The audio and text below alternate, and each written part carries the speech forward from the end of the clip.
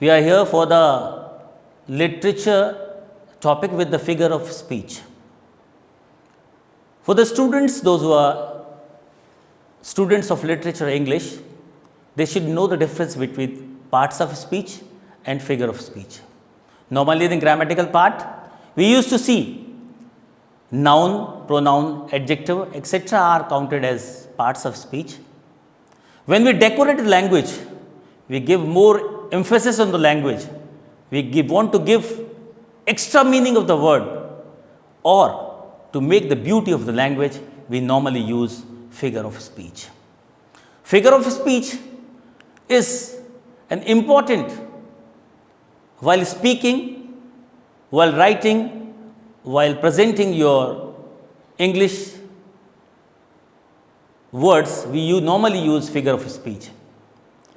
As we have seen for a long time, initially when we see the literature, we have hundreds of figure of speech are there. Normally we take out of them 5 or 7 we are taking here. A figure of speech is a use of a word or a phrase. We should know what is word and what is phrase. When we say word, it means alphabet, 5 or 6 alphabets. When they bind up, they forms a word. When 2 or 3 words all together, they forms a phrase. A figure of speech is a use of word or phrase which transcends its literal interpretation. It can be special repetition of the words. Normally, we have seen sometime that the words, when we repeat, it gives an extra meaning to the word. So, it is a special repetition, arrangement of the words also. When 2 or 3 words are arranged together, they form a phrase. The special arrangement of the words is counted, comes under figure of speech. Or omission of the words. When we delete the word, we remove the word, that is known as omission of the word. That for the literally meaning, we use a figure of speech. So, figure of speech is a use of word or a phrase which transcends its literal interpretation. It can be special repetition, arrangement or omission of words with literally meaning, or a phrase with a specialized meaning not based on the literal meaning of the word in it. The important thing is that when we go to the literal meaning of the word, it gives different meaning, but when we arrange the word in such a way, in a group, in a phrase, it emphasizes something, it gives different meaning, that comes under figure of speech. That's why it's known as figurative speech. We are taking some of the examples, the type of figures of speech. Number 1, we can say alteration, sarcasm, simile, hyperbole, germination, irony, metaphor, oxymoron, idioms. Many more are there, approx hundreds of figure of speech is there. Here we are taking some examples we used to in our daily life. We are acquainted with these words while writing or expressing our thoughts. Alteration, a literal device that uses the same consonant sound at a close succession. We see that consonant sounds, normally when we remove the words like A, E, I, O, U is a vowel. Removing these vowel sounds, when we use consonant sounds in alteration, a literally device that use the same consonant sound at a close succession. Take an example of alteration. She sell sea shells by the seashore. Here we have seen 3 words.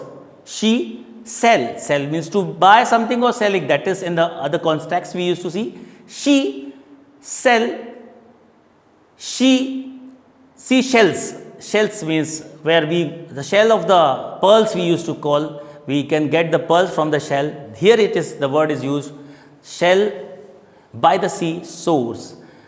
Normally when the consonant sounds are the same, the words are different, we use alteration.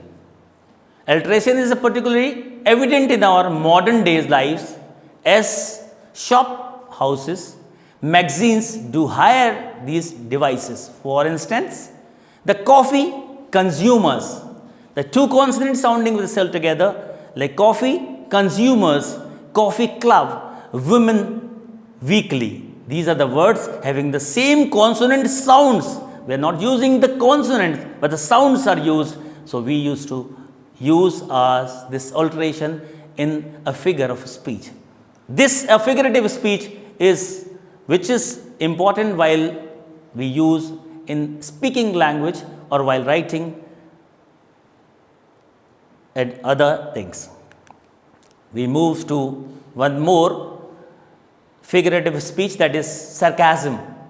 As we all know that when we say something sarcastically, it gives different meaning. In a form of a humor that use sharp cutting remarks intended to mock or ridicule others, to mock them or ridicule others while sharp cutting remarks to anybody, we used to say sarcasm. That is also one of the figure of speech, or it is a figurative speech where we used to sarcastically use the words to represent, to modify the language, to give a different impression of the language or the word in particular sentence or in a paragraph. Example, when you made the most silly mistake, normally if anybody make a silly mistake which cannot be expected by anybody, we normally used to say, your friend says to you, or anybody used to say, good job. So good job, it doesn't mean the job, the word we are using good job, it means that you are doing something good. But in sarcastically or in sarcasm, we used to say good job. That means you have done some silly mistakes. It is not expected from you. Very funny. These are all the words we use in sarcasm. We move to one more figurative speech, that is a simile. It is really is very common in speaking language, writings, in literature, and even in the poetries, novels and all. Simile is the comparison of two different things often used like or as. These two words are used in a simile. There is a comparison between the two things. When we compare two things, we used to say the simile. Simile means similar to the things. She eats, we will take examples like she eats like an ant. I mean, it means that somebody, a girl is eating very less, or the meals or the food what she is taking is very less. So normally in simile we can use she eats like an ant. A regular clock as regular as a clock. A person is very punctual. We can use the simile. The person is as regular as a clock. He comes on time. He is a pin of the time. He is the top. He is very punctual with his timing and all. So this is a simile example of the simile where we are using as or as words are used, as regular as a clock. One more example we take. As show as slot, etc. As cunning as a fox. We normally use this word in simile. He is very cunning. His nature cannot be predicted, unpredicted. So the word or example we normally use is as a simile, as cunning as a fox. We taken one more figurative speech or figure of speech, that is hyperbole.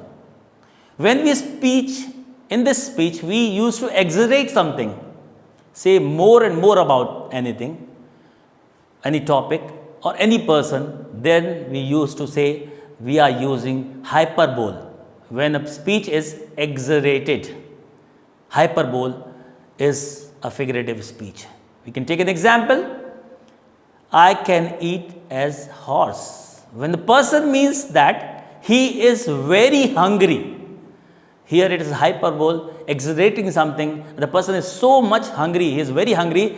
So there we are using a word, an example that he can eat a horse, or I can eat a horse, means a person is very hungry and he is trying to have the meal as much as he wants.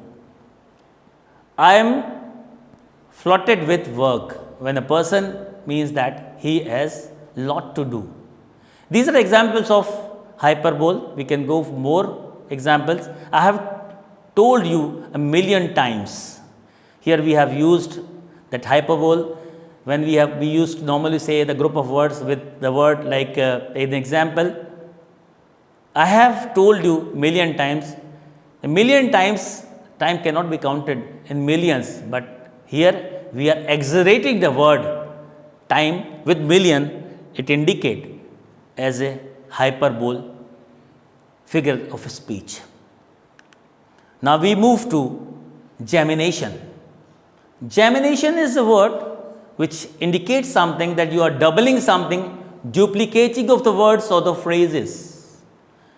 Doubling the words, duplicating the words or the phrases. Here we see an example from the Rime of Ancient Mariner by Samuel Taylor. We have taken some of the lines from there. Water, water everywhere, and all the birds did drink. Water, water everywhere, no, not any drop to drink.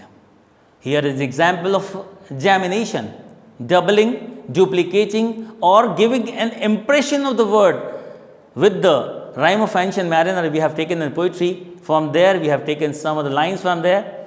The repetition of the word, doubling of the word, or putting again and again the word with giving a different meaning with different position or positioning of the word or the structure of the sentence. Metaphor. Now we take one more figurative speech or figure of speech, that is metaphor. One word is treated as begin equal to another. It carries a step further than that of a simile. As we have seen in the simile, we normally used as word, as like, brave as a lion, as an example of simile. Here we used to go more forward with that. One word is treated as beginning equal to the other one. You see the two things are very equal. It carries a step further than what a simile does. That metaphors and metaphors that are so common, they are usually unvoiced. Example, to catch a cloud, to run a program or grasp a concept. This example of the metaphors. We move one more figure of speech, that is irony. So, dear students, what we see that in irony, we ironically present between what is expressed and what is intended, between or expression of a real and what is actually happening. The literary term is ironically is reality. For example, it is such as an irony that she is the checkpoint, but the imaginary refuse to be her in the country. One more example of figure of speech. We have taken 5 or 6 figure of speech. Here we go for oxymoron. Two contradictory terms co-join to form a phrase. We see the two contradictory opposite terms co-joining and forming a different meaning, emphasizing or making a beauty of the sentence or the word or the phrases. We see two contradictory terms co-joining to form a phrase. Example, deafening, silence. The two words are very different. The silence is deafening, means without hearing anything. Bitter, sweet. Bitter is the word which gives bitter is a taste and sweet is another taste. But when we use two words oxymoron, we see bitter is a taste of and other taste is sweet. So though two words are different, contradictory, but combining and giving any different meaning, we used to say that we are using an figure of speech, that is oxymoron. Smelly and fragrance. Fragrance is for the good smell, we used to say. When it's smelly, it is a bad smell, but when we together we use these two words, smelly fragrance. it gives an impression that a fragrance is smelly. It cannot be possible, but when we go for the literally meaning of the word, it gives a different meaning. But when we combine these two words, smelly, fragrance, it gives another meaning. This is an example of oxymoron. Some more example like original copy.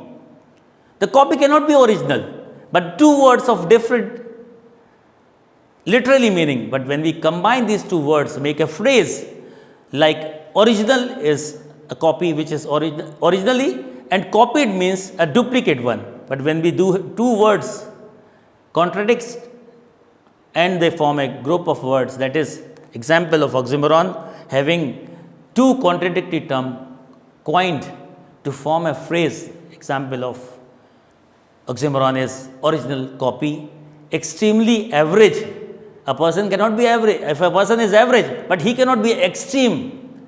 So, extreme is a different literally meaning, and when we combine these two words, extremely average, it gives a different meaning, having contradictory terms, and that is we used to call it oxymoron, a figure of speech or figurative speech of oxymoron.